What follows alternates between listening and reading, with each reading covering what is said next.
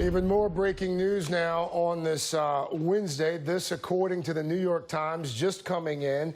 President Trump's lawyers have decided to counter Bob Mueller's interview offer. They are looking for a narrower scope. Again, you'll remember just a few moments ago, we told you about Rudy Giuliani going on Jay Sekulo's radio show to indicate that they had provided this counter offer. We're now learning, according to the Times, that the president's attorneys, I guess it is this 8-month saga goes on now. Joined now by Elise Jordan. She's a former aide to President George W. Bush. She's also an MSNBC political analyst. Jason Johnson is a politics editor at theroot.com. He is also an MSNBC contributor. And Elise, let me just start with you. First of all, how surprised are you? Well, Donald Trump's lawyers certainly don't want him to sit down with Robert Mueller, but Donald Trump himself has been adamant that he does want to do so. And this has been part of an extended dance that I think is almost emerging as a stall tactic, just to delay, and anything that the Trump camp can do to delay the findings of the Mueller investigation. Jason Johnson, your initial reaction to this news here, again, from the New York Times. We're working to confirm this independently. It doesn't surprise me. They're going to try and make this as narrowcast as possible. We're not going to have a big meeting where Mueller can ask whatever he wants. We're not going to have a meeting where Trump can't have his lawyers. We're not going to have a meeting where you can't give him the questions in advance. I'm pretty sure if Trump's lawyers could get away with it, they would ask that he could respond to all the questions in tweets. I mean, because there's no way that they want a situation where Donald Trump is free to answer any kind of questions, because he's a pathological liar, and he's going to say something that will get him and possibly people who have worked with him in more legal trouble with Mueller. According to the Times, one person here saying that Mr. Trump's lawyers did not want him answering questions about whether he obstructed justice.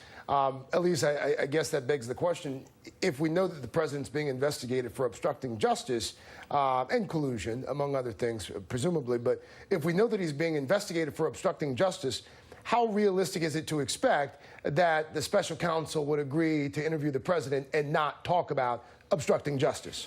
It really makes no sense, and maybe someone with more of a legal background could explain, and maybe this is, something that lawyers do, but I know how journalists approach interviews, and you're going to ask the juicy question. There usually is like an intense back and forth, but if a journalist has a chance to ask a question, and this is how when I would work for people and prepping them for interviews, I would say expect the obvious questions to be asked, and in this case, certainly, questions about obstruction of justice and collusion are the obvious questions that Robert Mueller wants to know the answer to. Jason, Rudy Giuliani, the president's, shall we say, outspoken personal attorney, also, according to the Times, said, quote, we're restating what we have been saying for months.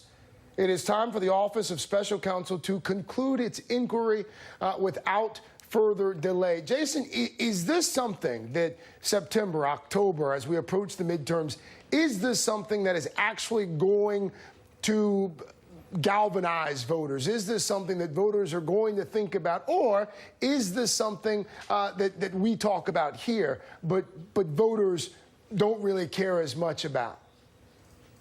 I got to tell you, Craig, I was at Netroots Nation last week. I was in Detroit. I'm often in Ohio. I'm often in Georgia. Everybody knows how they feel about the Russia investigation at this point. So it's not a huge galvanizing factor one way or another. Republicans think that it's a terrible witch hunt. Democrats think that the President of the United States is constantly engaged in some sort of nefarious behavior with Russia, or pretends that he doesn't know.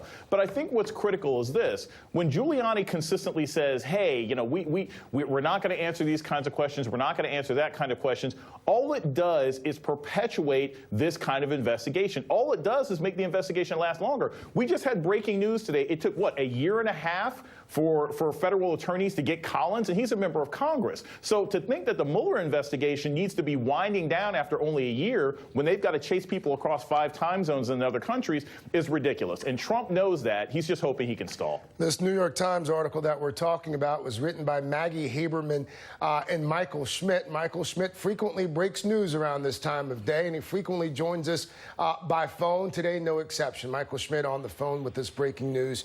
At this point, Mr. Schmidt, do we know how wide the chasm is between the president and his attorneys and the office of the special counsel? We think it's pretty significant at this point. We think that the president's lawyers are basically saying there's only a small number of obstruction questions that can be answered.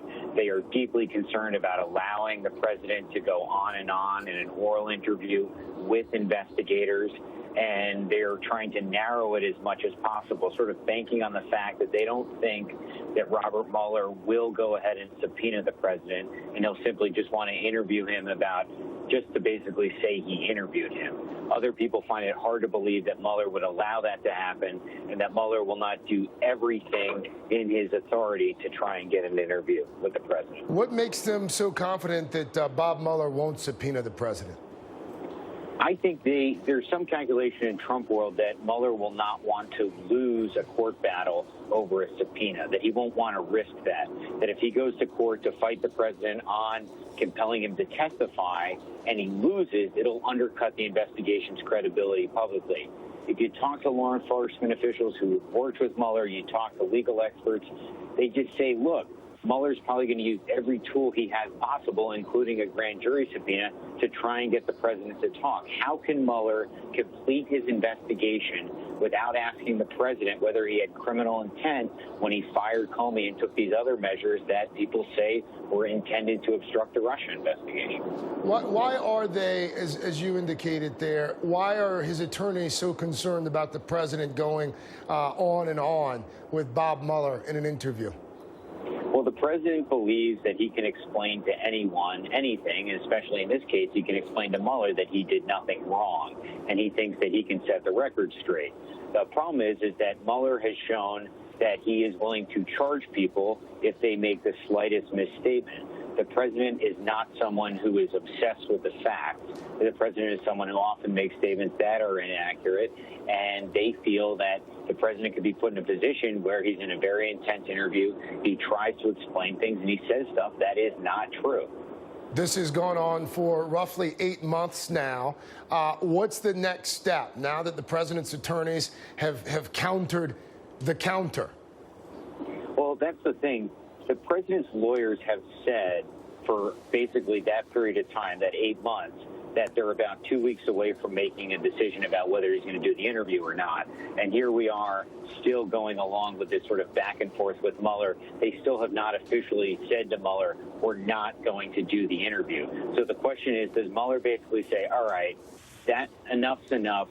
I can see here that we're not going to come to terms on an interview. I'm going to go ahead and subpoena the president, setting off this fight. Or do the president's lawyers come back and formally say, look, we're not going to do that? Are we officially at a breaking point, or will they continue to negotiate? There's some question, does Mueller want to subpoena the president closer to the midterms? That would really make it a political issue. And I think there's some thought that Mueller would not want to be seen as entering what some folks call as Comey territory, the period of time before the election where Comey was forced to made that announcement about the Hillary Clinton email investigation. All right, Michael Schmidt, one of the reporters here at the New York Times, going through his reporting there. Let me turn once again to Elise Jordan here.